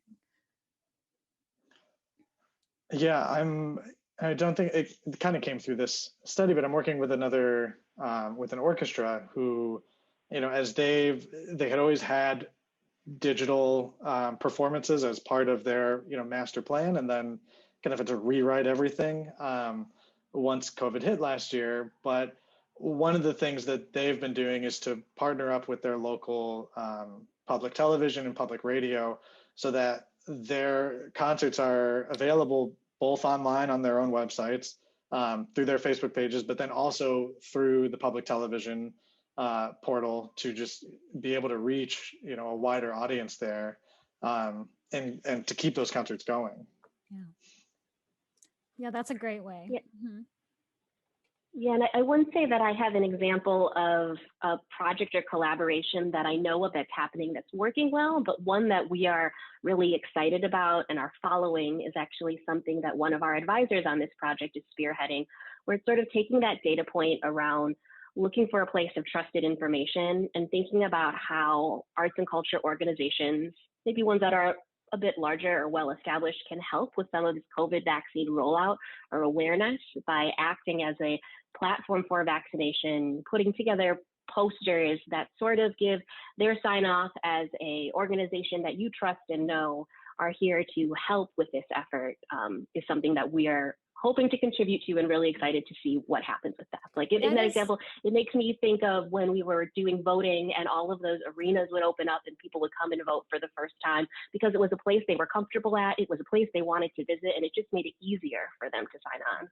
I'm so happy that you brought that up. That is exactly a great example of how we can come together to overcome this pandemic. The handling of this pandemic is the responsibility of all of us, right? Number one, to mask up, to distance, to do all of the work that, you know, is required by CDC guidelines in order to just get control of this thing, but also using your venues and your audience and your reach as a source for correct information to share with the community, and maybe even possibly become a vaccination site or a center for distribution of masks, or have an event where people can come by and pick up, you know, assist the city somehow, collaborate with the city or the county to distribute, you know, sanitizer and wipes and, you know, all of those things that they're working on to distribute. So that's a great example, is when voting was happening. And I think I saw that there was a theater in England that became a vaccine distribution site, and I thought that was just like, yes, that's the way to do it. You know, the way to take initiative. So let's go ahead and open up this conversation. Thank you so much, both of you, for joining us and taking the time out of your busy days. We really, really appreciate you. We are going to open up this conversation to the greater San Diego and national community here. I think the goal of this segment here is for us to, number one, share resources, which we've been doing throughout this conversation, but it's become clear in the last 10 months through the pandemic that if the arts sector is going to survive this, we must strategize and share resources, collaborate, cross-promote, cross-produce, co-produce, and pool our collective resources, which is what we're calling radical collaboration.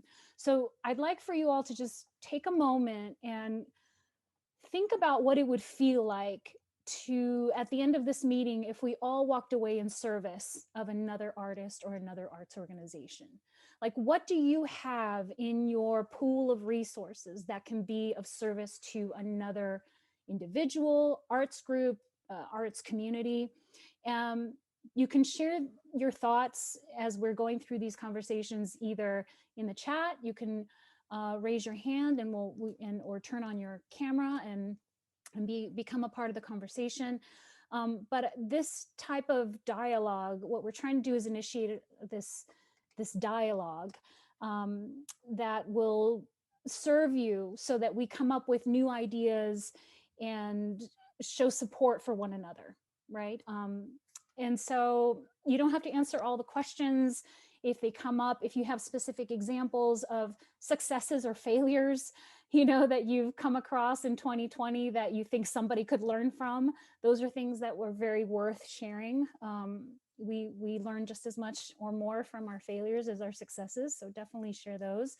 So if you could, please share with us in the chat box, what have been your biggest challenges or fears that are facing your industry?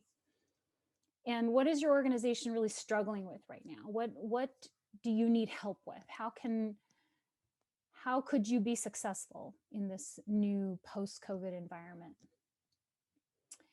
I'm going to switch over here to gallery view so I can see everyone here. So feel free to raise your hand or give me a wave if you'd like to share.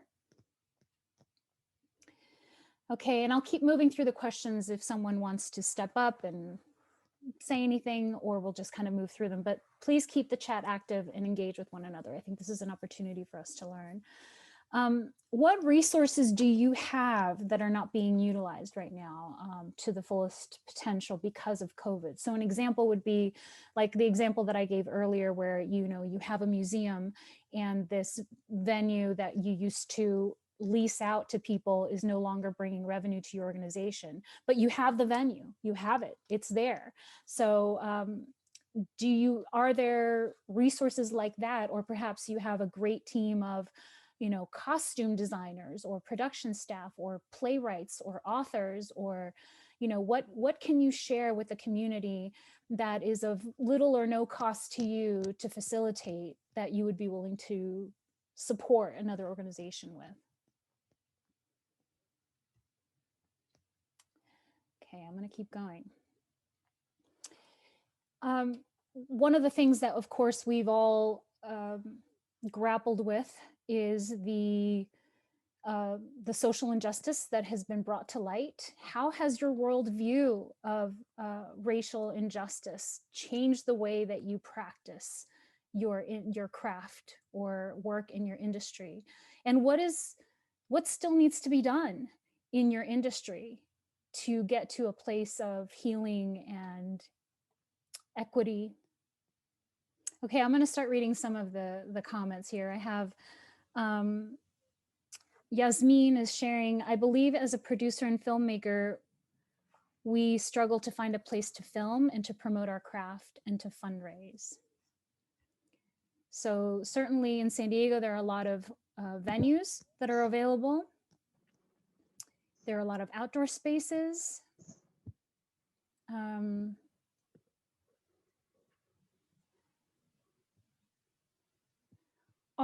As an author and publisher, this is from Constellation Press. As an author and publisher, our greatest challenge was the closing of all the bookstores, book festivals, book signings, and in-person events. Our biggest resource is a huge reservoir of stories and content available for performing arts and media groups.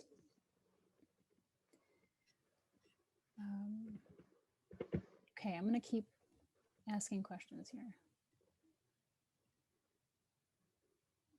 And feel free to just unmute yourself if there's something that you would like to share. What programs has your organization produced that would have never happened pre-COVID? And is there a value, do you see a value in continuing any of those virtual programs beyond COVID? I mean, I certainly know that these types of conversations have facilitated the ability for people to show up at the very last minute, pop in, participate in wonderful conversations, and pop out and go back to their daily lives, where before we'd have to get in a car, drive there, find parking, do all that work. And now we get to have these wonderful conversations regularly. So I definitely intend to continue these. Susanna. Yes. Hi, everybody. I'm Ed Dent, San Diego Repertory Theater. Kind of a combination of your last three questions, but like the one you said now is, I think these conversations are very, very important in whatever whatever form they take place in, whether it's a larger community conversation like this, whether there are conversations that are focused on various BIPOC issues of representation or inclusion. I think these are very important to continue because we're really just scratching the surface on understanding what these issues are. For those of us who have been working in this industry for 20 plus years, a lot of us who are creators, administrators, workers, artists of color, we've been having a lot of these conversations that are in the forefront right now are conversations that have been taking place in the lobbies, in the parties, in the opening nights, off to the side, off to the corner, in parts of the office with certain people that work together because, it wasn't a huge secret, but it seemed like it was okay to admit now that the performing arts has been largely, of course, a white run and white centered industry, and so I think there's honest conversation going on with that now. And so I think any of these forums to where we can get together and talk about these issues in whatever form, not only inform people who might not be aware or whose understanding might be short, but it also gives those who do have these thoughts more confidence to speak up amongst their peers and at their organizations. There have been some of us who we've never cared what we said in any type of public forum anyway, but there's been those who've been, sitting behind going, yes, yes, yes, quietly under their breath because they don't have the resources or they don't necessarily have the courage to speak up on that regularly. So I think these type of forums are important.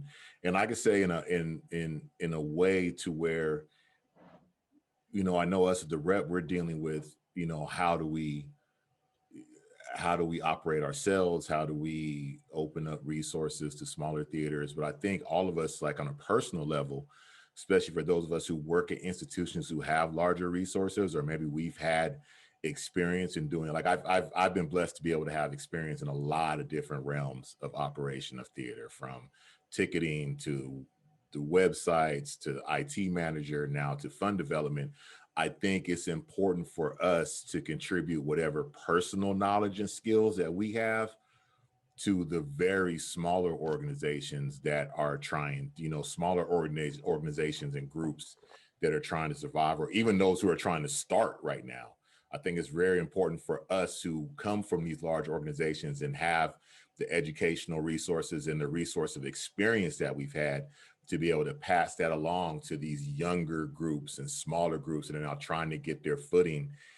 As for us, we're trying to figure out how to continue. There are groups who are trying to start right now because they know this is the time to start. So I think that's the thing that's important to continue for the younger people coming into this, to continue to grow and then move them into independent or the bigger organizations. And I think that just helps us with a sense of community and resolve going forward. That is, I'm so glad you brought that up, because the theater community is doing great work right now when it comes to that. Not only the important conversations that you are hosting, Ahmed, with your We Are Listening series, which I recommend all of you, please put it in the chat box so that we can access that, Ahmed.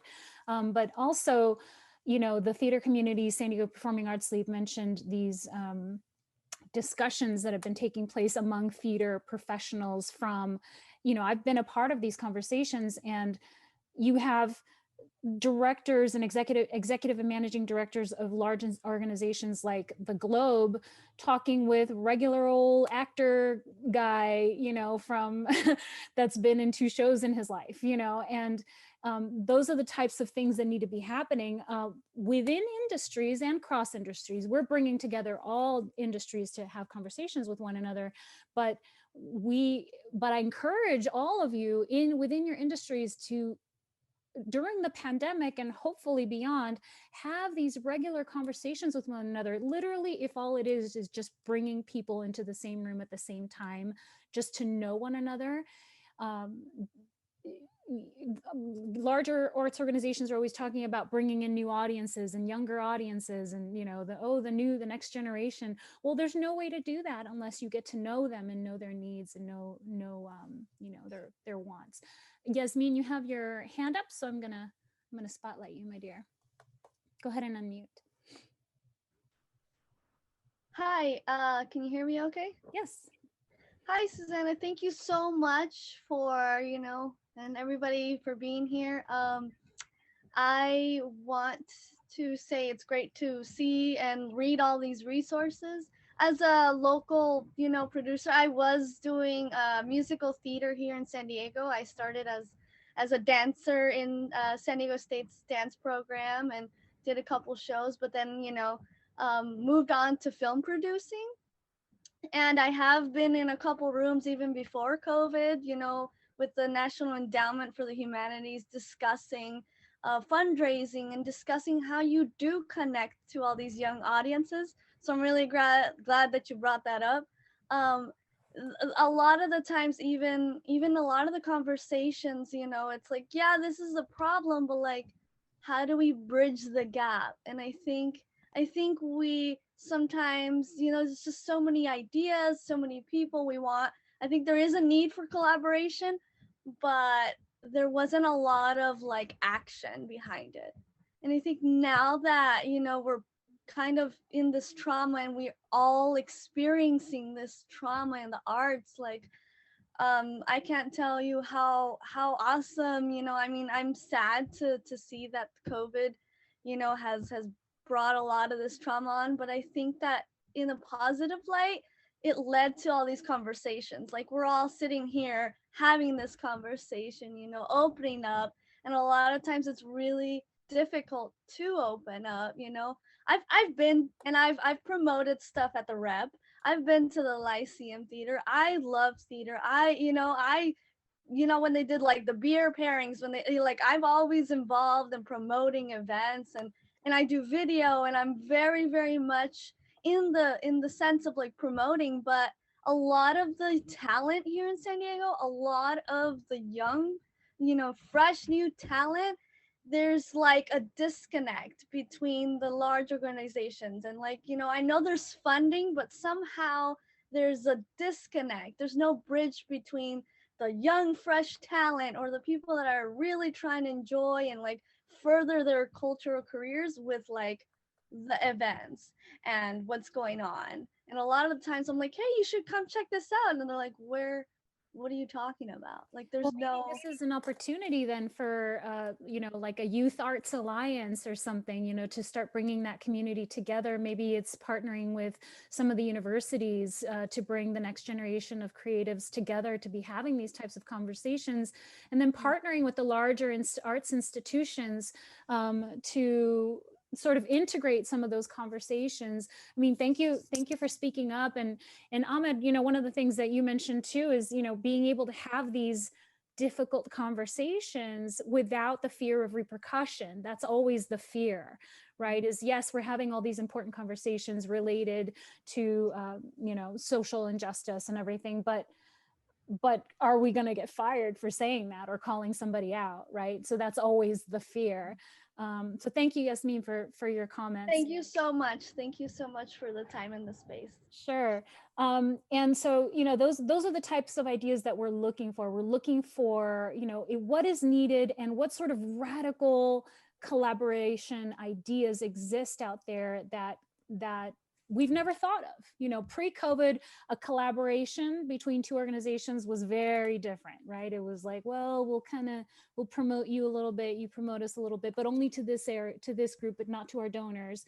And, we'll share this space, but we'll charge you $3,000 instead of $5,000, right? I mean, that's not real collaboration, right? We're talking about how are we going to survive this pandemic for the next, somebody said 18 months, and I'm not sure where that stat came from, but we're hopeful that arts can start to open up in a real way, in a meaningful way by the fall of this year.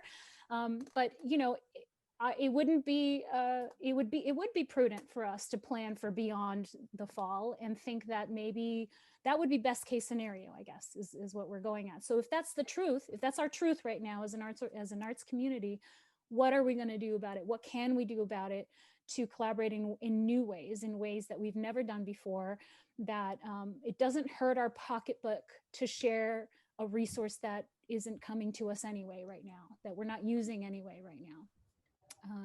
So yes, think about all of those things.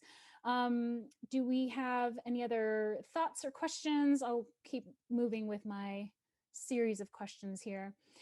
Are you concerned in your organization that you aren't tech savvy enough to endure the pandemic? Do you need those types of resources right now? Or do you have those types of resources that you'd be open to sharing with others? Jonathan, I saw you unmuted yourself. Did you want to say? Yeah, thank you, Susanna, and I unmuted. I really am interested in pushing the conversation about essentially back of the house.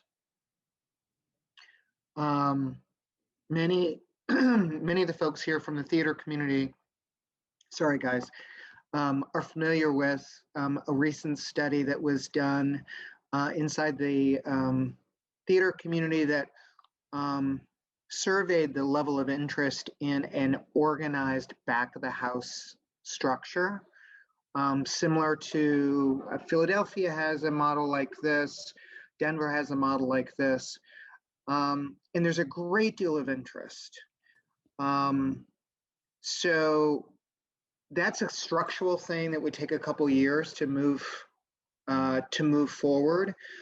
But in the meantime, how many of the organizations have staff that has capacity?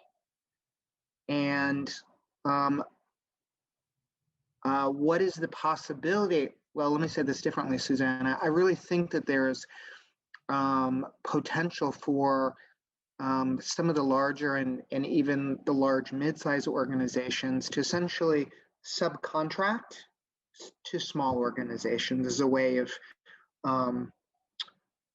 providing service, but also it's a revenue source for the next year or 18 months. So I'd be very interested in knowing about that. Yeah. Thank you. Thank you for sharing. Do we have any final thoughts? We're getting close to the end of our session here. And just so you know, there will be more of these creative industry roundtables. We'll be bringing in subject area experts from a variety of different industries to share their findings, their successes, their failures, and continue these conversations. I can see that all of you are connecting with one another, which is great. I'm glad that you're sharing your email addresses, your support. We did send out a document upon registration. Please go into it. If you are in a position of a leadership position within your organization, I highly encourage you to go into that document and access it and add to it if needed. A lot of folks have already inserted the resources that they have within their organization that they'd be willing to share with others. So that is available to you. And please give more than you take in that environment, and add what you can to it to support your fellow creatives. Susanna? Yes. Tony LeBou here with Arts for Veterans. Hello, sir.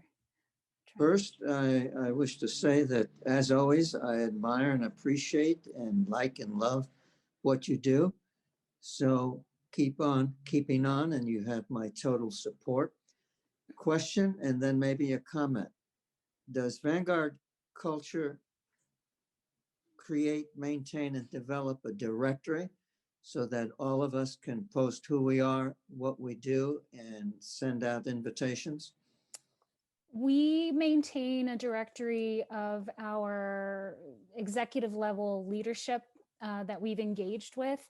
We're also creating a directory of the folks like you that are participating in all of these arts collaboration engagements, which is that document that I just mentioned. So in there, everyone has the opportunity to insert their contact information, the resources that are available, and all of that. So definitely that is available to you.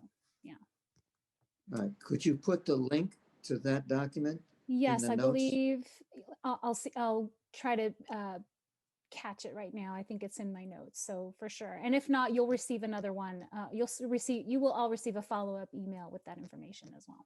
Terrific. Thank you. Thank you. Thank you all. So I think we should probably wrap up. We're a minute after the hour. First, thank you so much for all of you for taking the time to be a part of this important conversation. We at Vanguard Culture are committed to fostering a culture of radical collaboration across all creative industries. And it's our goal to encourage cross-industry alliances that are mutually beneficial, that ensure sustainability of our cultural sector as a whole, and inspire San Diegans to more broadly support increased funding for the arts. And so I'd like to paraphrase one of my favorite authors, Wallace Wattles. We must remove all desires to be a competitor. There is enough for all. If you want to have abundance, you must leave the competitive mindset. You must create and provide for others what you wish to have for yourself. What I want for myself, I want for all people. So we hope that this experience has inspired you to continue creating and supporting your fellow creative industry colleagues. Stay tuned for future creative industry roundtables. You will be sent an email with the recording of this session and lots of resources. Feel free to reach out to us at Vanguard Culture if we can be of service to you in any way and support you. Please stay safe out there, stay inspired, never stop creating, and you remember that you are doing very important work right now. Don't forget that. Thank you so much for joining us. You may follow Vanguard Culture on social media at Vanguard Culture, at Culturally Savvy, or visit vanguardculture.org to be a part of our season. Thank you all very much again, and be well. Thank you, Susanna.